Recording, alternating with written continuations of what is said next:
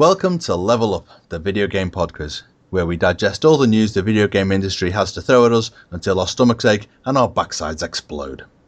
In the best video game tradition, the players level up by earning experience, which is awarded by me for being interesting, knowledgeable and amusing. And while XP can't be lost, an incorrect answer will see the XP awarded to the other player.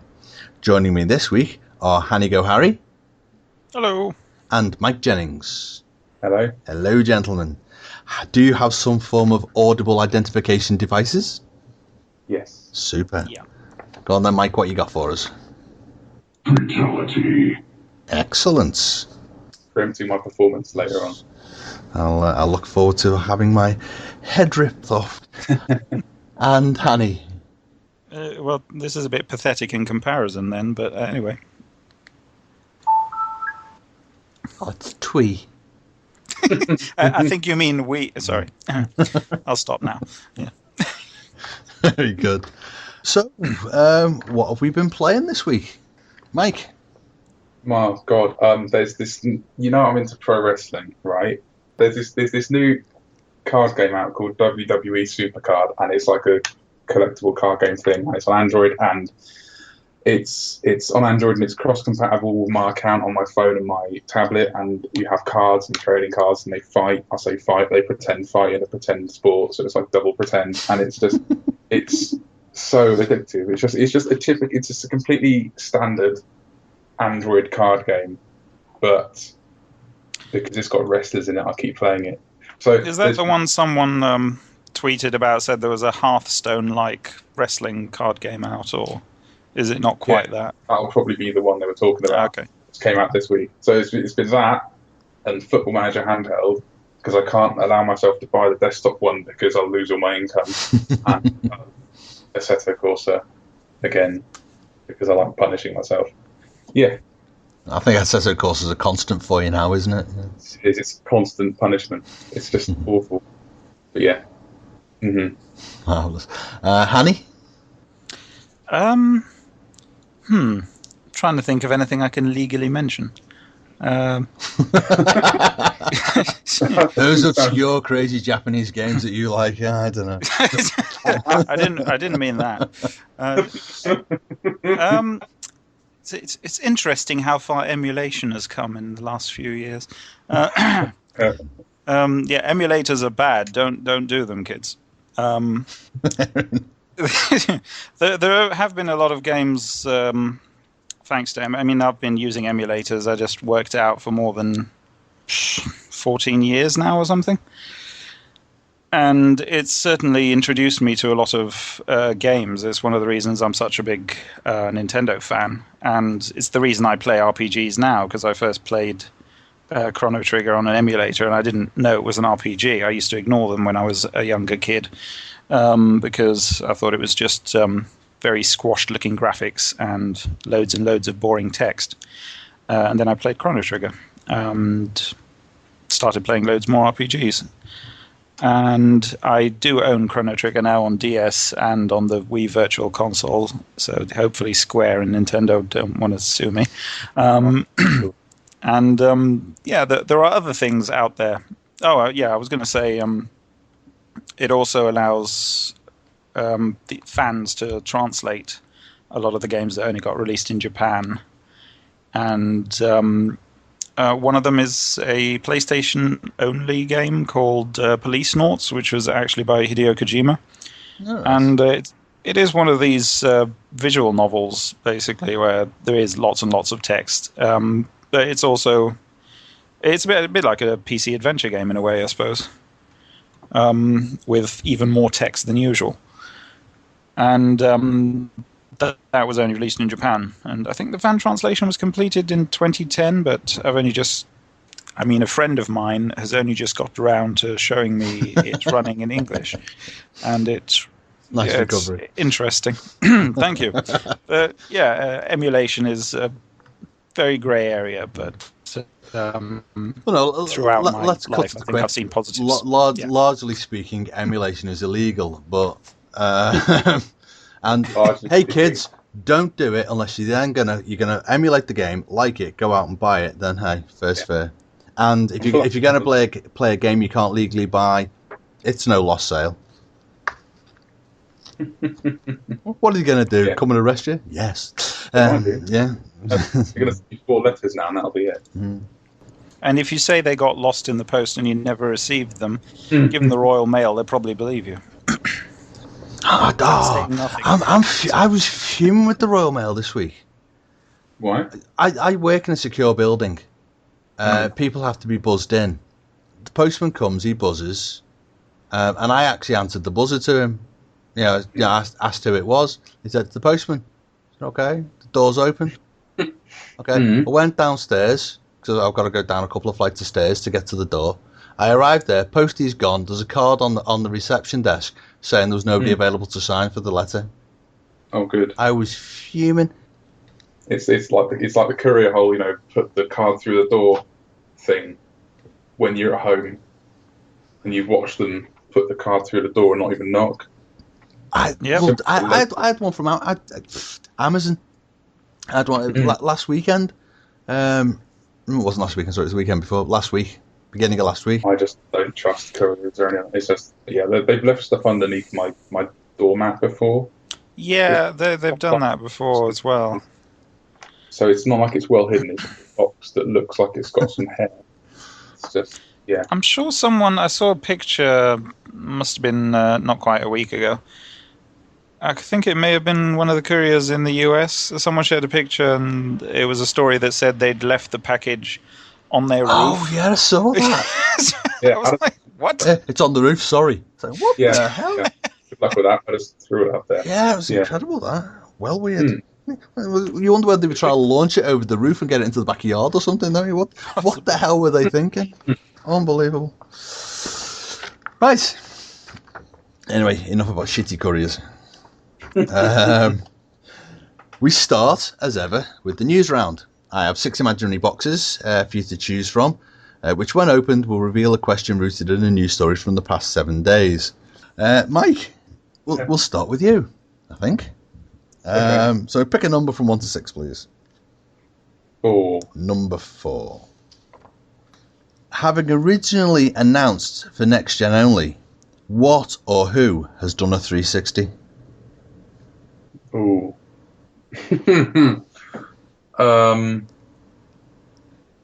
Next gen only, and it's coming back.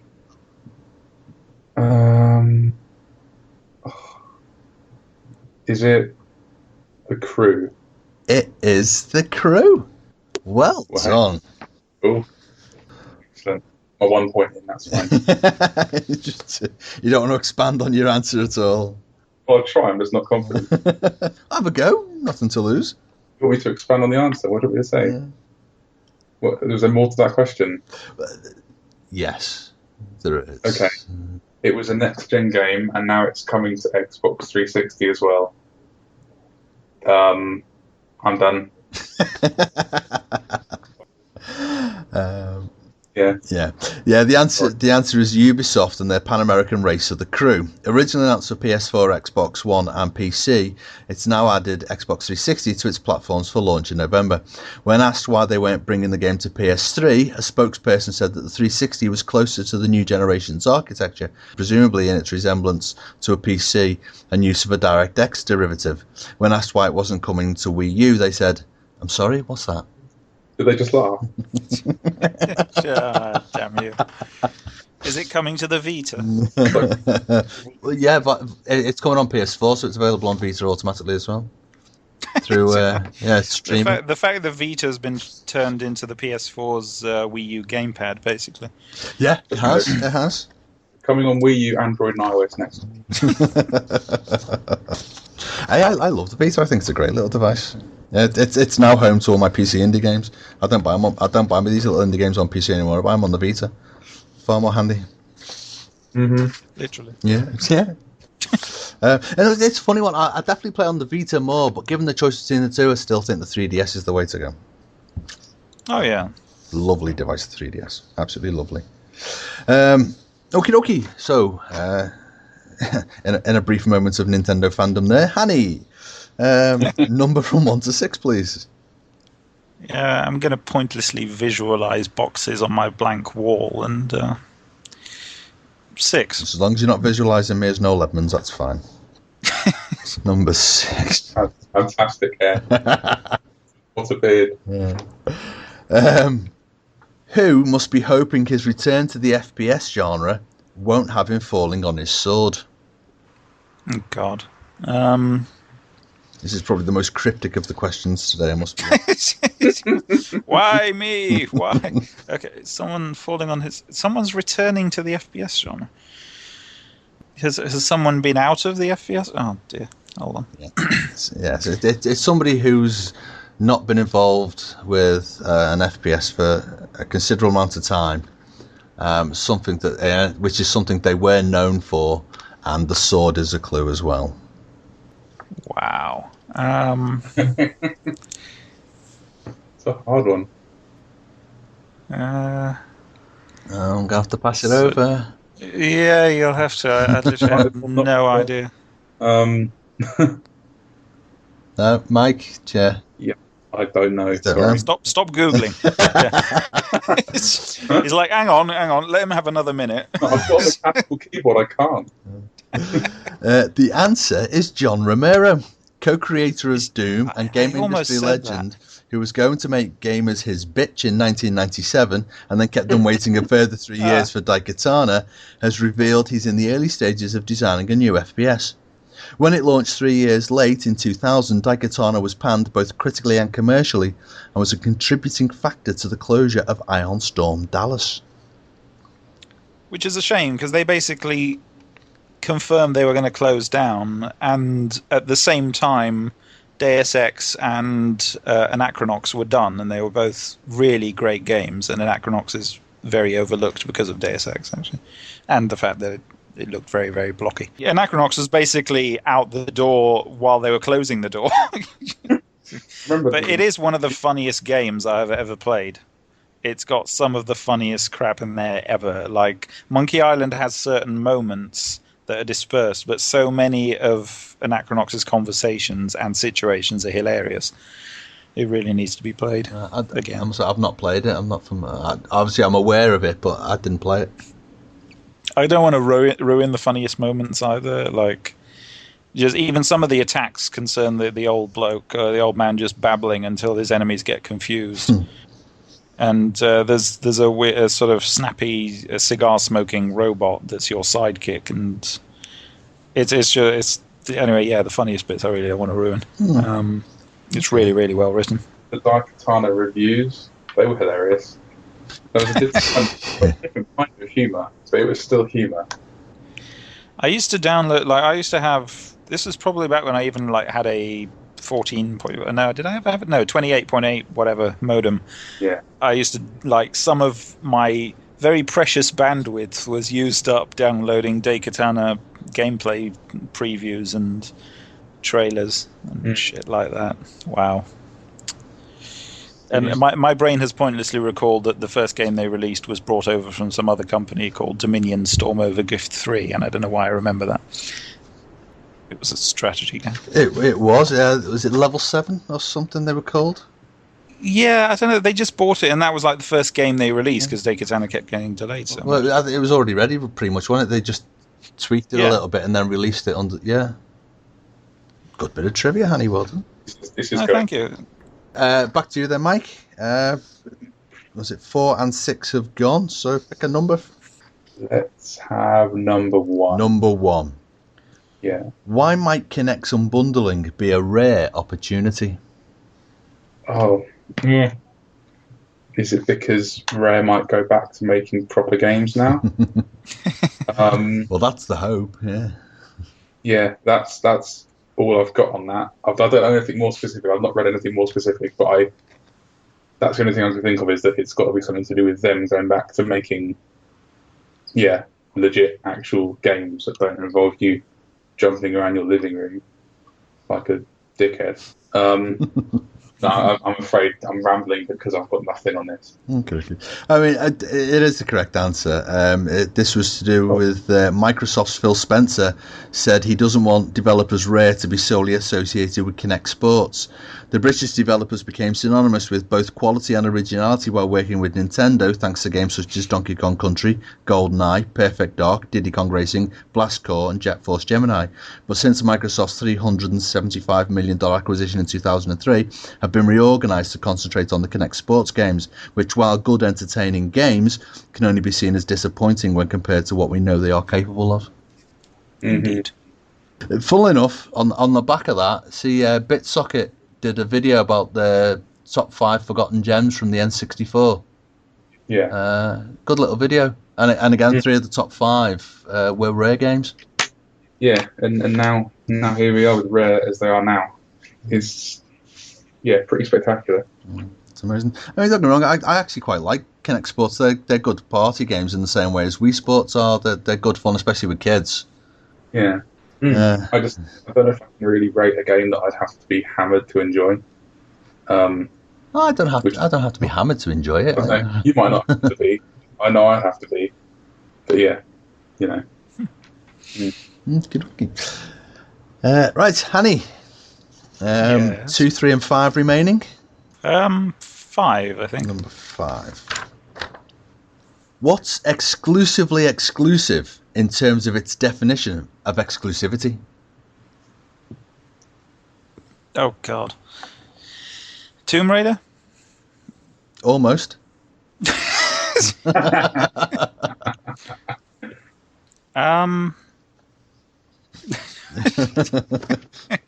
do you mean almost? Yeah, the new right. Tomb Raider. The new Tomb Raider.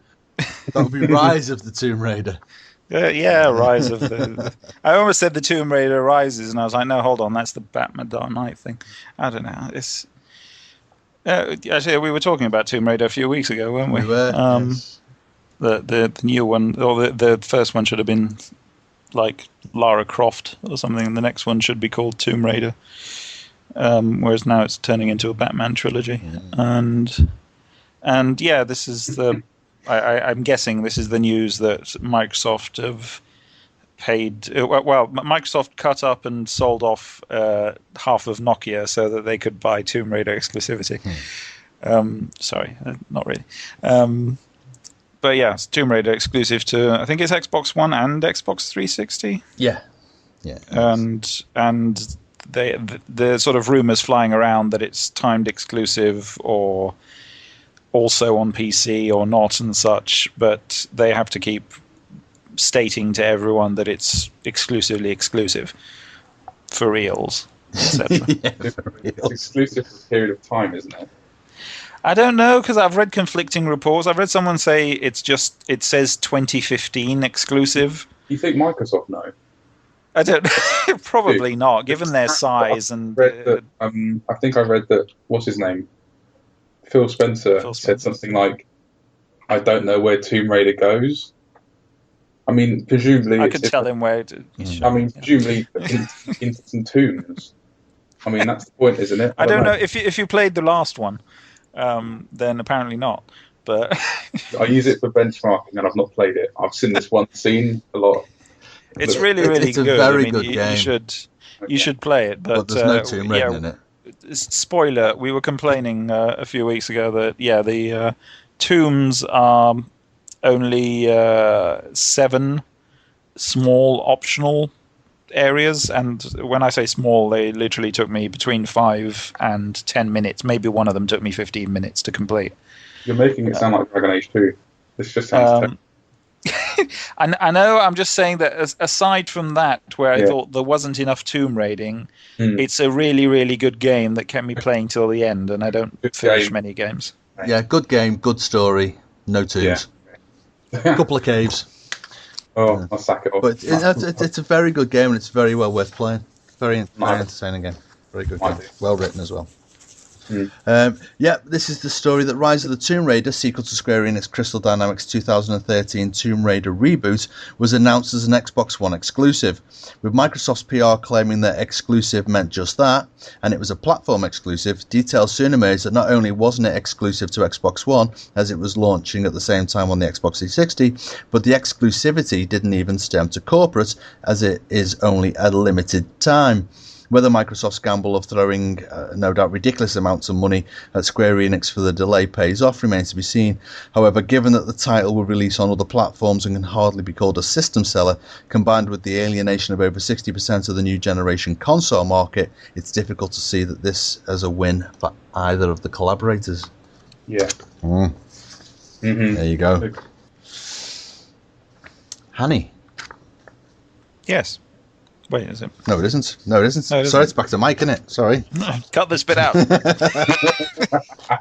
No, don't. Yes, we have 2 and 3 remaining, Mike. Take your pick. Okay. 2. Number 2. Which mountainous publisher made a return this week?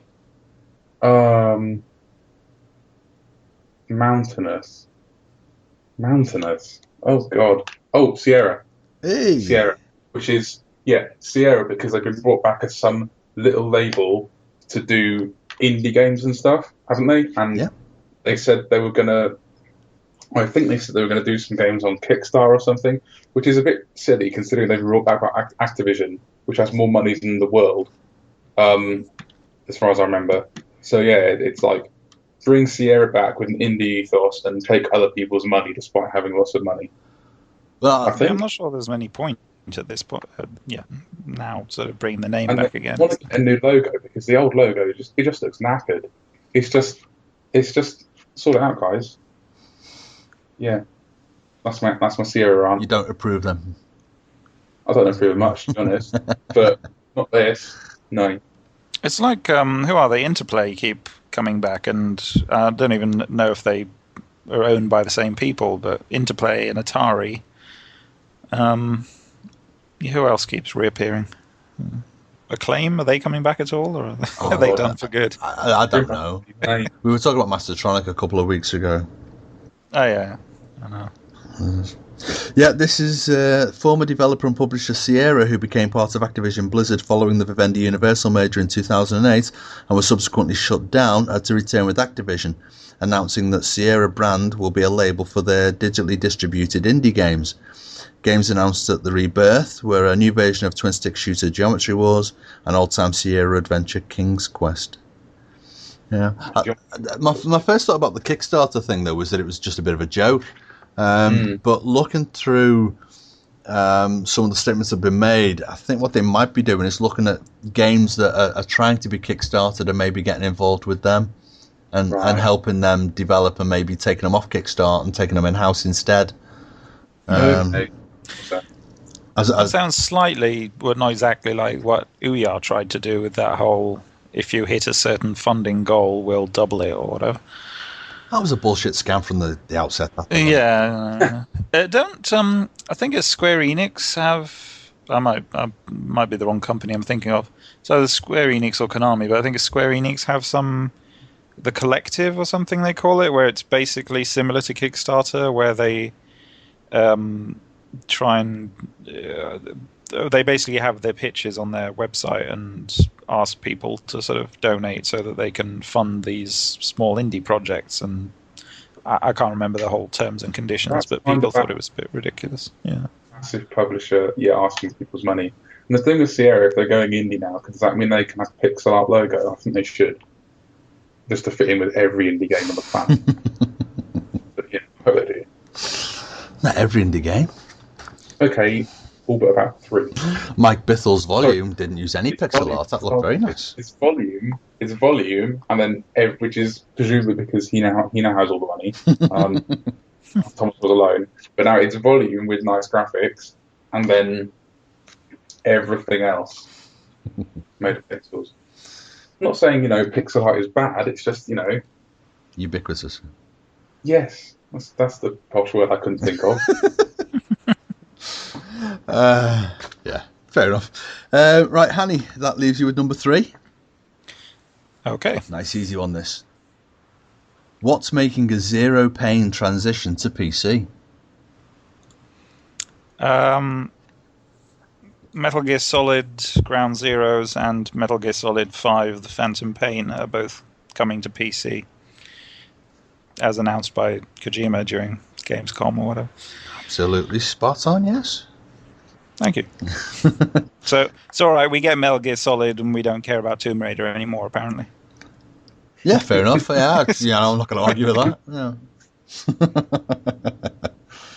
Yeah. We'll get Tomb Raider in the end. I know we will. Yeah, no. The only thing that didn't pan out with was Red Dead Redemption, which I still haven't played and really want to. Oh man, play that when you can. It's just incredible. Yeah, I really hope I get a chance at some point, because I kept waiting for that and going, surely that's coming to PC at some point, and then the years just rolled by. It's Rockstar making a PC port. It just doesn't happen for about 10 years. It's worth playing. I mean, I wouldn't say emulate it because that's illegal, but no. Emulate it. It's fantastic.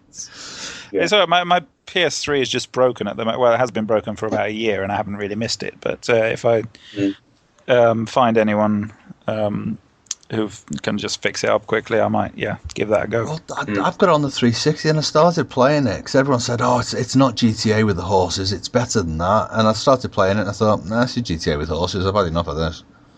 It is. I liked it. I think it's a bit more. It was a bit more focused because I think the world is smaller. I mean, maybe not smaller, but I think there's less in it. So just because there's fewer side missions and fewer tasks and fewer, there's just less of everything. You're kind of pushed down the story path a bit more than you are with GTA. It's like in GTA, I love GTA 5. It's one of my favourite things ever. It's that and like pasties, basically.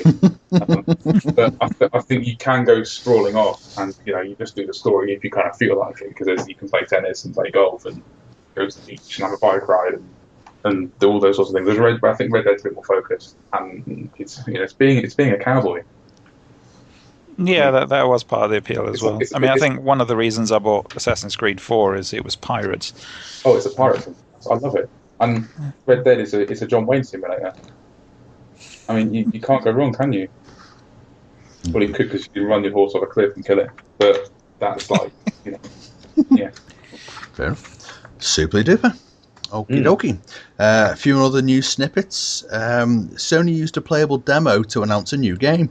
Players downloaded the demo of PS4 horror title PT, which once completed revealed that it was actually in fact Silent Hill and a collaboration between Metal Gear Solid's Hideo Kojima and movie director Guillermo del Toro. I'm sure I knew this that is all if a you good wanted thing. to ask it. Yeah. Well, it's something to do with Silent Hill. I wonder if Hany would know.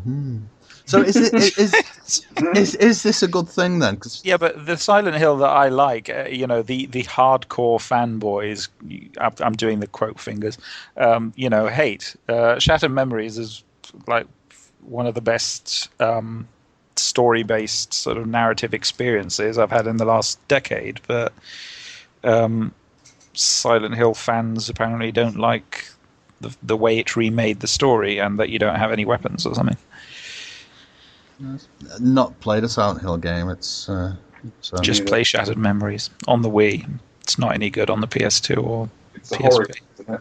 So, and I'm a big scaredy cat, and I don't really do horror.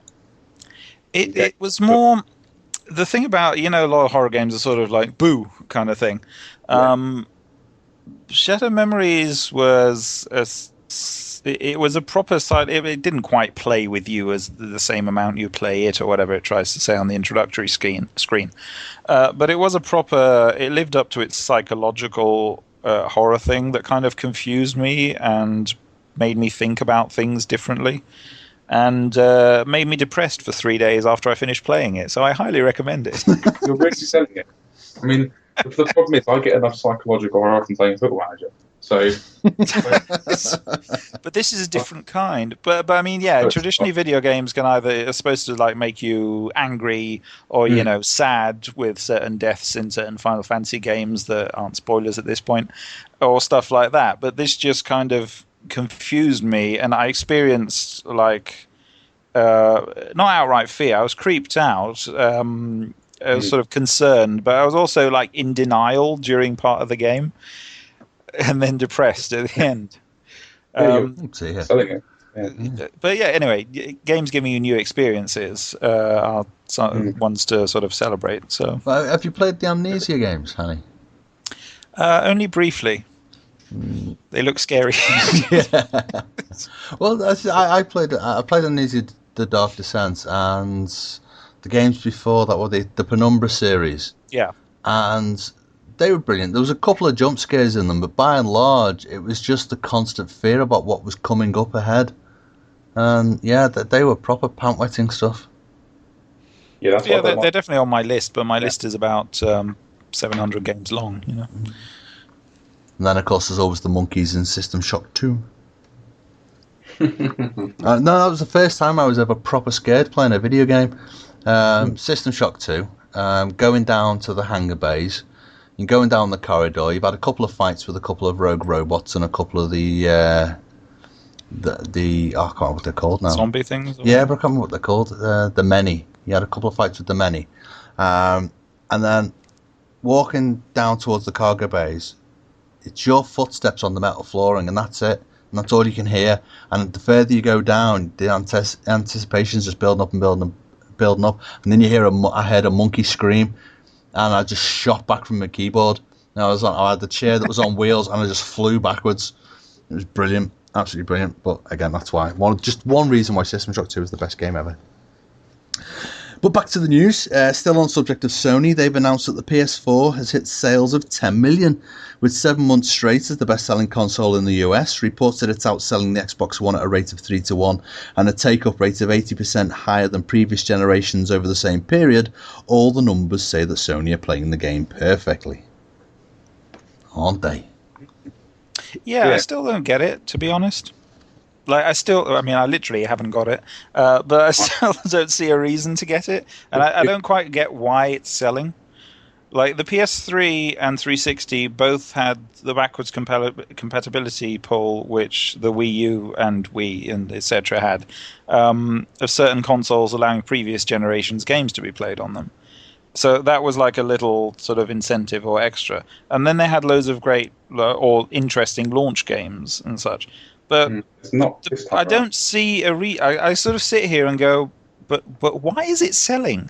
I think it's because there's it's not because of the games, because there really aren't any yet. It's advertising and hype and people wanting to willy wave, and they want something new and they want to join in with what everyone else is buying. I think it's everything that isn't a game, to be honest.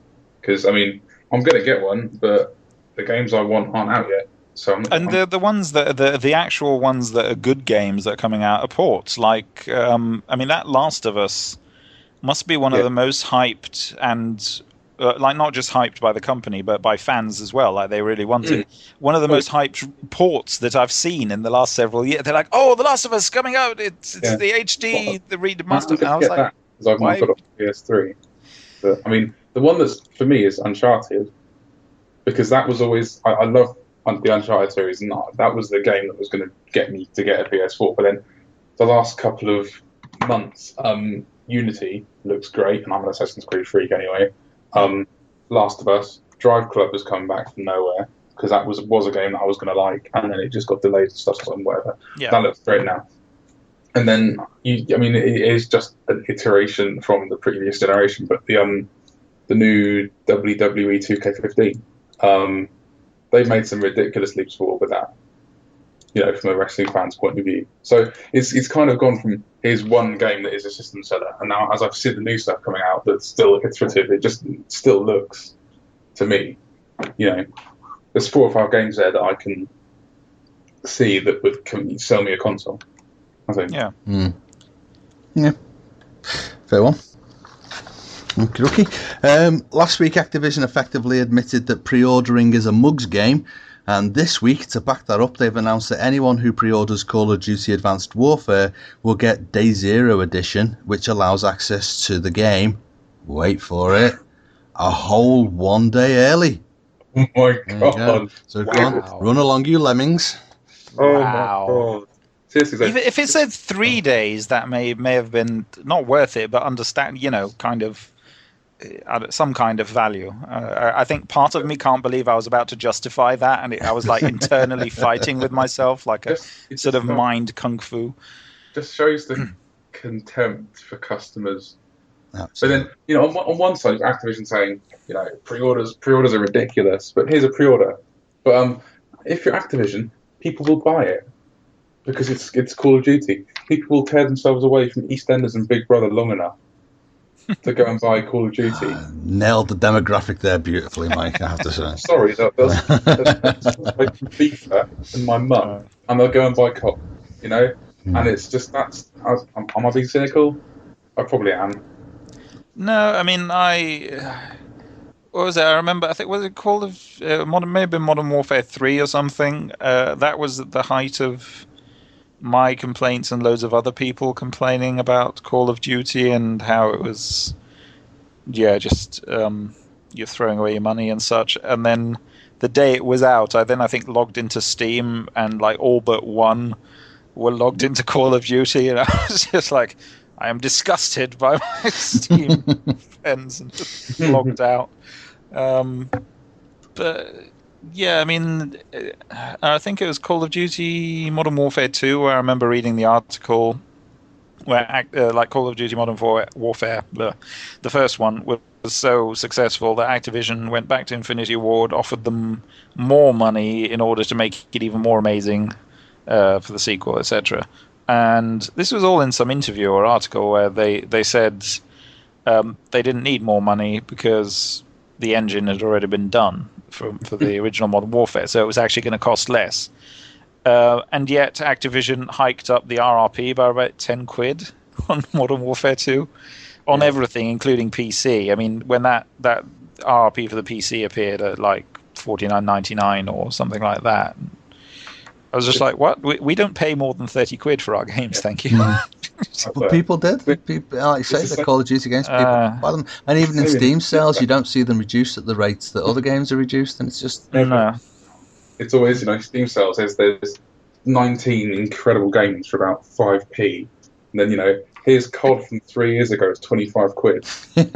It's like, really? Wow, what a bargain. Must snap that up. Oh, get involved with that. That map will look a bit nicer this year. Wicked. Yeah, I mean, for about 6 months or 9 months, anyway, several months, every time a sale comes around on Steam, things like the Tomb Raider that we were just talking about has been available for like £3.75. I think Arkham Asylum was just available recently for like £2.70 or something. Yeah, really stupid, silly money, yeah. Basically, you can get like great looking games for a £5 or less. It's almost like the publishers say, you have your initial burst of full price sales and just write it off after that. There's no long tail. It's just you get a full price burst and then you just prop it up every now and then with a silly £2 sale. That's what it seems like, unless you're Call of Duty. Yeah. And Nintendo. Yes, Nintendo. Sega have offered to settle the class action lawsuit brought against them in relation to Aliens Colonial Marines to the sum of $1.25 million. With the court likely to accept the offer, it will leave Gearbox alone to defend their corner, though they have petitioned to be excluded from the case as we've covered previously. While some commenters are concerned about the precedent this may set in relation to consumers being able to sue based on advertising and marketing, it's worth noting that had Sega not enforced an embargo on reviews, there would not be a case to answer, as only claimants who purchased the game on or before the release date, and so prior to reviews and actual game footage going live, are able to claim a refund from the suit. I know a few people were worried about Sega agreeing to a settlement on this. Think that you release some alpha footage and then the game comes out and it doesn't look like that, can you be sued? But the sticking point does seem to be on this, the fact that people who pre-ordered it or bought it on day one had no advance warning that the game wasn't going to be the one that they'd seen prior to them buying it. Which again ties into the whole pre-ordering is a mugs game and you're an idiot if you do it. And companies that enforce embargoes for the release date deserve everything they get. Well, yeah, especially if they're not going to tell people that the game has changed. That's really shady. So, okay. And finally, developers at Blizzard are looking to memorialise Robin Williams in World of Warcraft. The comedian was reportedly a fan of the game, something noted by thousands of the game's community and developers themselves, and a popular idea being to have him appear as a joke-telling NPC in the World's End Tavern, which would be a nice thing, I think. And I'm not a WoW player, but I think that would be a nice thing for the community. As somebody who was part of their community, I think that would be nice of them to memorialise him that way. It was like an impromptu memorial the other day anyway. I saw a few people throwing screenshots around on Twitter. Just, loads of players gathering and talking about him and throwing quotes out and stuff. Yeah. So I think everyone there, as in everyone, the same as everyone everywhere else, kind of loved him. And loved his work. So yeah, it makes sense. Yeah. I've heard there's apparently a petition as well.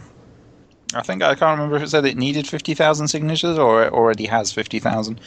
Trying to petition Nintendo to put him in the next full Zelda game. That's a really good idea. Yeah. He could actually fit quite well because they just need to give him sort of elf ears and his nose kind of fits already on. Sort of, I could see it already as a kind of character, so it wouldn't be that difficult. And I think you probably know, unless this is today's trivia question, that his daughter is named Zelda. After Zelda from the Zelda series. Yeah. It's not a coincidence or anything. No, it was when she was born, his son recommended the name Zelda because he was playing. That was the game he was playing at the time, and so he liked the name. So his son suggested the name, and he went with it. Well, at least that's what I heard anyway. So yeah, me too. Yeah, me too. Lovely story. Will be sadly missed. Indeed. Mm-hmm. A great loss to everybody, and obviously sympathies to his family at this terrible time. Right, trivia questions. Fastest finger first. Do you want to remind us of your buzzers, chaps? This is where I discover my Wii U's turned itself off or something. Brutality. There we go. I could go on this soundboard all day. I'm not even joking. Yeah, I hope there are no questions that Mike knows the answer to too quickly. There probably won't be. Yeah, or else I'll just be sitting here going, ping, yeah, that was definitely the Wii. Okie dokie. Right, first up, in the Killzone series, what is the home planet of the Helghast called? Good God. Is it Helghast Land? Sorry, I'm kidding. I was going to say Helghastville. At least we're both thinking on the same lines there. What do I know about Killzone? I played a Killzone once on PS3 and I thought, well, A, it's an FPS with a control pad, so it's just incorrect. And B, it was just the blandest thing I've ever played. It was just a brown world full of angry people. Oh, that'd be Killzone 2, that. Well, it was on PS3. I've not long finished that, yeah. Yeah, it was just, I started in, because I got really hyped up and bought that and thought this would be good, and no, it wasn't. It was just I don't know. It was like a loaf of white bread. I quite enjoyed it. I've not played, unless it is Killzone 3, I've not played Killzone 3. I played the second one. This is my roundabout way of saying that I don't know where the planet is. Well, the planet is called Helghan. Okay. Helghan, home of the Helghast. I was going to try and come up with something like Pandora or something weird like that. Like you let all the monsters out, but no. I mean, we said Helghastville, and what did you say, Hany? Helghast Land or something. We basically got half the word right. So if you combine them together, they form Helghast. Yeah, we got there. Just a bit of a team effort in a roundabout sort of way. And of course, the other faction, the Vectans, come from the planet Vector. Okay. Wow. Yeah. Imagine this, Sony. Should we just go around calling ourselves Earthicans and such?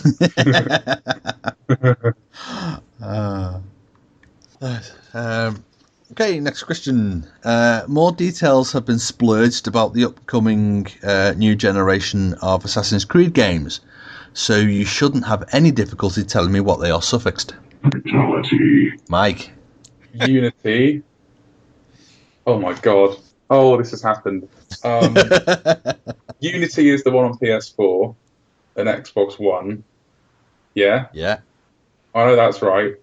Oh my god. Because the PS3 and Xbox 360 one was originally called Comet. That was very good, yes. That was the code name. See, I'm not much of an Assassin's Creed fan. I know the bloody code name, but I can't tell you what the game is actually called. Oh my god, this is really annoying. How long can I stall while I think? You realise I don't know the answer anyway, so... Yes, I know. That's what's bad. This is terrible. Oh my god. I'm going to tell you. The answer's Rogue. Of course it is. Assassin's Creed Rouge. Yeah. Bollocks. I got the one. Yeah. Okay. Fair enough. You did very well. And the comet. No, I didn't. The comet was worthy as well. Who was the protagonist in the original Assassin's Creed game? That was Altair. It was indeed. You didn't buzz in though, so I don't know if I should give it to you. Do we need to? But I thought that was a follow-up bonus point thing. No. Oh, okay. I will actually interject to say there was a box out or something. I think it was in PC Zone or something that tried to say that Altair was translated as the eagle or something, which is bullshit because Tair just means bird in Arabic. Oh. Eagle would be Nisr. Which is anyway. Well, it's Altair Ezio Connor Kenway. There we go. very Yeah. good. His full name, and I'll apologise now if I get the pronunciation wrong, which I'm bound to, is Altair Ibn La Ahad. Yeah, that. So, any ideas, Hany? Does that translate as anything, or is it just a name? I'd have to look it up. Ibn al-Ahad, that just sounds like the son of one. Cool. Or Sunday. Ahad just means the only one, or the one. Sunday Bird. So is that his name? Sunday Basically, Bird. He's the special at the carvery. Yeah. There you go. The original protagonist of Assassin's Creed's name is Sunday Bird. Fantastic. And now we have, and now we head over to Stuart Love Appreciation Corner for our listener question. Listener questions are extra special, just like our listeners themselves, and so are worth double experience. And this week, Stuart asks, in 1997, the original Carmageddon was released. The game caused a right stir at the time and was censored in the UK in order to see a release. But what had to be changed? Fatality. Mike? To change the people into zombies. They did change the people into zombies. That's absolutely correct. Well done. I think in Germany they turned the blood green. It was actually released like that over here as well, wasn't it? Well, yeah, it was. And then you could patch it with the blood patch, which was on the PC's own disc. Yeah. Legit, that is. That's cool. Yeah. No, I think in Germany they were changed to robots. Oh, okay. And the blood was changed to black to be oil. But yeah, in the UK it was zombies and the blood was changed to be green. The pedestrians had to be replaced with zombies and the blood colour changed to green. Of course, had SCI, the game's publisher, not tried to stir up the hype by getting an 18 rating from the BBFC, a submission they weren't required to make at the time as the games didn't include FMV, didn't require classification, the game could have been released in its original form. Eventually, on appeal, the original version was released with the normal red blood and humans. So yeah, it all stemmed from SCI trying to be smart and get an 18 rating to build up some hype. And the BBFC said, nah, you can't release it unless you change it. So thanks to Stuart for that, as ever. And if any other lovely listeners want to test our panelists with a trivia question, please send it along to leveluppodquiz@gmail.com. And next question. Mario Kart 8 is the first iteration of the game, in the West at least, to have some unusual DLC, but what is it? This is yours, Hany. You're referring to the BMW DLC? No. Oh, God. There is, as far as I'm aware, there is no BMW DLC for Mario Kart. Mario Kart 8 DLC. There hasn't been any released as yet, has there? Yeah, as far as I know, it's available to be downloaded. I mean, I can't check that because obviously nobody owns a Wii for me to go and check on. Yeah. So you got any clue? I've possibly been out of the loop there. No, I mean, you're very close. You're just obviously not into cars. You're in the right country, but the wrong manufacturer. Audi? Oh. Go on, Mike. Is it Mercedes? It is Mercedes. Okay, Yeah. Why did I say BMW? Damn it.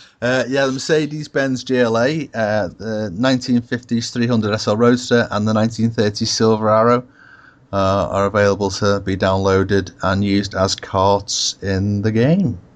See, that's making me want to get Mario Kart 8 now. You should have got it anyway. It's a really good game. But I'd have to buy a Wii U first. That's the only downside, isn't it? Oh, yeah. Buying a console for one game is a bit much. I actually knew that was supposed to be Mercedes. I don't know why I said BMW, apart from the fact that I'm not a car person anyway, but I always thought BMWs look better than Mercedes. Yeah. Okay, next question. One of the selectable characters in Mario Kart, and now a well-established Mario sidekick and character, is Yoshi the dinosaur, or Yoshi. What is Yoshi's full name? Oh my god. Hany, it's yours. Yeah, except I turned my Wii off, well, not off, I've taken it back to the main menu. Just do that's fine. Just make noise yourself.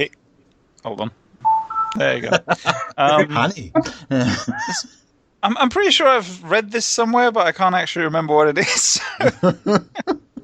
It's got some dumb name like Yoshi Latong or something, hasn't it? Well, it's not that, but it's a suitably adorable name. Yoshi Beckham. Oh dear. Yeah, I'm now. There's an internal monologue trying to decide whether Yoshi or Kirby is more adorable. But Yoshi every day of the week. You know what is really adorable? The shy guy that you can play as in Mario Kart 8 is just tiny. He's got this blank face because he's got this like Japanese mask on, and these small stubby hands with. Well, arms with no hands on the end, rather, and he just shakes them about happily when he wins. He's actually like stiff competition for them too. You don't know, do you? No. Well, the thing is, I remember reading this, but I probably didn't note it because it sounded so silly, and it sounded like they just made it up. So, well, obviously they did, but it's brilliant. It's T. Yoshisaw Munchakoopas. Okay. Yeah, I'm never going to remember that. What? He's a dinosaur. He's Yoshi, so it's Yoshisaw. And Munchakoopas, because he munches Koopas. I still think they should have gone with Beckham. T. Yoshisaw Munchakoopas. That's brilliant. In what game did Yoshi first appear? I'm going to get this wrong answer. Was it called Yoshi and Mario? No. Or Mario and Yoshi, rather? No. Oh, wait, he... No. Terrible. It was a Super Scope game, wasn't it? No! Oh! Hand in your Nintendo Club card at the door on your way out. Did he first appear in Super Mario World? He first appeared in Super Mario World on the SNES. Yes, indeed, he did. I don't know why I thought he had a little bit part in something else, because there was an NES game that I'm pretty sure he was in as well. He may have been. Yoshi's Cookie, he was in that one. I think that might have been on the NES, but it would have been after he first appeared in okay. Super Mario World. I'm getting on a bit now, so I can't. And of course, he was then shoehorned into the canon history, wasn't he, with Yoshi's Island? Yoshi's Island was excellent. It was. It's one of my favourite platformers. Okay. I mean, I don't really like 2D Mario games featuring Mario because I'm really crap at them, and his momentum puts me off. I just keep falling off everything. But Yoshi's Island was really, really good. It was very, very, very good indeed. Play through that on an emulator as well.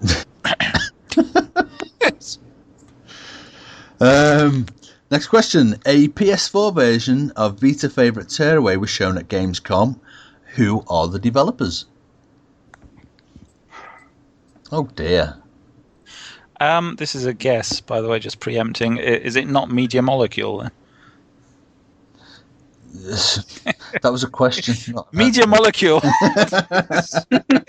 It is Media Molecule, yes, indeed. The way you worded it made me think, hold on, is it being ported by someone else? It's your trick question. It's not a trick question. I offered up a trick question as an answer. Media Molecule. Yes. It is indeed Media Molecule. And I think it was Jim Sterling, notorious for having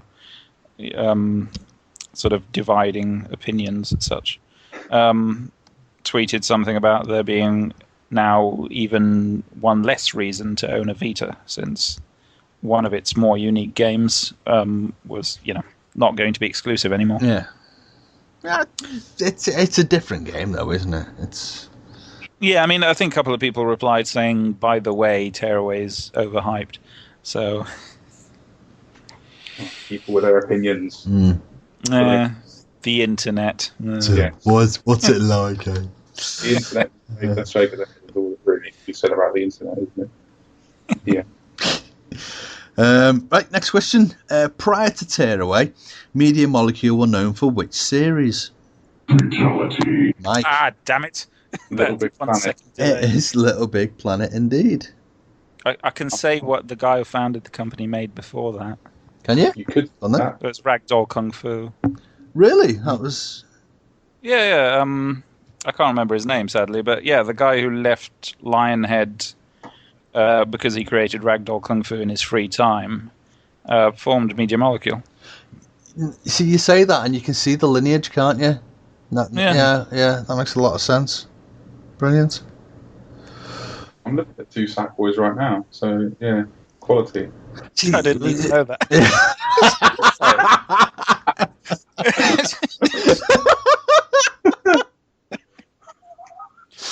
Oh dear. Oh dear. Just be grateful you still got both. Yeah. Little Big Planet. See, now there's a series I think is overhyped and not very good.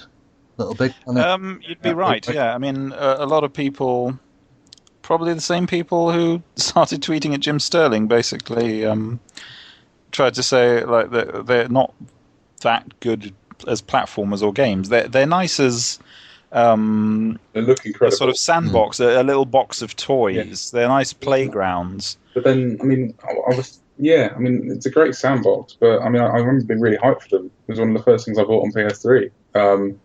Yeah, platforming. It's kind of like a really cool, old-fashioned physical toys where you'll get one, you'll play with it the whole first day, 3 days, maybe a week, and look at all the flashing lights and such, and then put it away. Yeah, I got it. Like, it's one of the first things I got on PS3, and you boot it up, and it's like, oh shit, it's Stephen Fry. Shit's getting serious, and then you get his big intro, and then it's all exciting, and it looks incredible, and then you play it for a week, and think, oh, this platform's kind of boring, and then you go online, and there's 5 people making quite good levels, and the rest are making penis shapes or something. 5 people just dicking about, and it's just, Yeah, well, promise, I think. I got it again. Looking at more family-oriented games and games I can play with my kids. Obviously, Little Big Planet, I thought would be ideal for them. This idea of a sandbox, lovely little characters. And no, I mean, my lad likes it, but he likes it just to look at the characters. When he tries to play it, he finds it so incredibly frustrating. My daughter just simply doesn't like it. A pair of them would much rather play Rayman. Yeah. Rayman. Quality, though, to be fair. Yeah. Mm-hmm. The Little Big Planet games, they're partially a sort of publicity thing for Sony as well. Like there's like cutesy creative side, and even before the first one was out, I think I remember an E3. It was like must have been 2007 or 8 or one of those, but it was, I think, before the first one was out, and they used Sackboy and one of the levels from Little Big Planet to like display their bar chart, and show them jumping on each of their charts and numbers and such. But anyway, it was very cutesy, and it was more a publicity thing. Yeah. As games themselves, they're somewhat they're kind of it's kind of overhyped, but not necessarily only by Sony. It's like people have the impression that they're bigger than they are. Whereas I think Little Big Planet 2 didn't even, like, neither of them has actually sold as many as you'd imagine. They don't sell like 10 million or something like Metal Gear, or not Metal Gear, actually Metal Gear sells about 4 to 8. But it's not a sort of Call of Duty. It's not even a sort of Nintendo Mario level of game. I think Little Big Planet 2, I was told by certain sources that the main source of income, or how they made all their money, was through the DLC packs they kept releasing to make Sackboy look like other popular characters. I think with Sackboy, Sony wanted to make a big marquee character. Yeah. They used to have with, Crash Bandicoot and stuff, and it's I don't know, it feels so, I don't know. It's a corporate brand, and it's an image they can stick on a poster and be associated with, and again, preferably one that's family friendly and instantly recognizable. Obviously, it is the way things. Nintendo have got Mario, Sega have always had Sonic, and Sony, like you say, that they've had numerous characters, but never one that is just purely, people wouldn't see it and automatically associate with Sony. Yeah, they've never got stuff. No, but whereas Sackboy is probably as close as they've got. My brain has now gone on a tangent, and I want to see a Kratos plushie or something that makes him look cute. That must exist somewhere. It must do. Sure. And I want to know why I've not got one. That would be cool, actually. Well, gentlemen, you've both played admirably. It's getting late. Do you want to repeat that? Nah. You've both played. And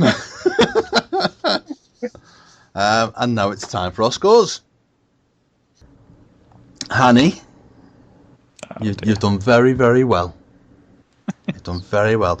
You've reached level 7, which is a very, very good level to reach. Yeah, I'm going to regret cocking up that BMW and Mercedes thing, aren't I? Mike? Yeah? You've bounced him off the ropes and slammed him to the canvas by reaching level 9. Flawless victory. He was poised on that. I was. It's on the soundboard. I'm not going to use it, am I? Cool. Ah, dear. That's excellent. That's surprising. Very, very well done. Very, very well done indeed.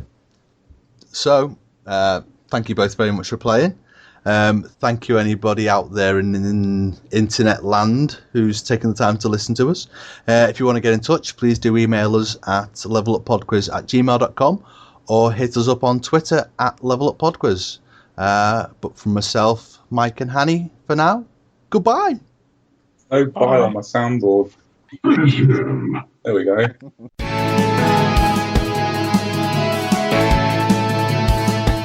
Level Up was hosted by me, Kev Furlong, and was a fairly whirly production. I have actually looked up that Assassin's Creed character, and it's the way I don't know who came up with this, but I can tell you pronounced it perfectly fine, but I know why I didn't get it. Basically, they've written it as Al-Ta'ir ibn La Ahad, which is son of no one.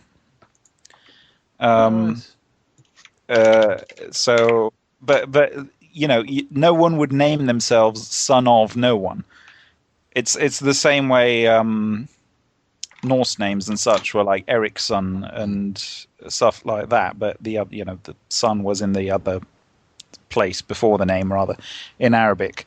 So if you're named after your father or some family name, then I don't know. The first example I could think of was Bin Laden, obviously. But I'm innocent, honest.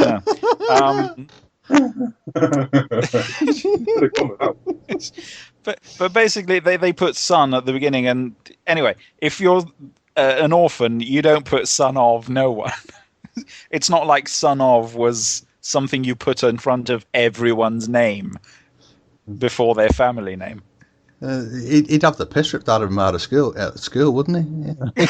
Yeah, I think that's it. That was actually the Assassin's. I know nothing about the Assassin's Creed lore and all that, but I was going to say if they've uncovered some ancient manuscripts and archives, they've just found like the name he was bullied with, not his real name. Oh, you son of no one! Where's your mama gone? Where's your mama gone? Oh, kids are terrible. Oh dear.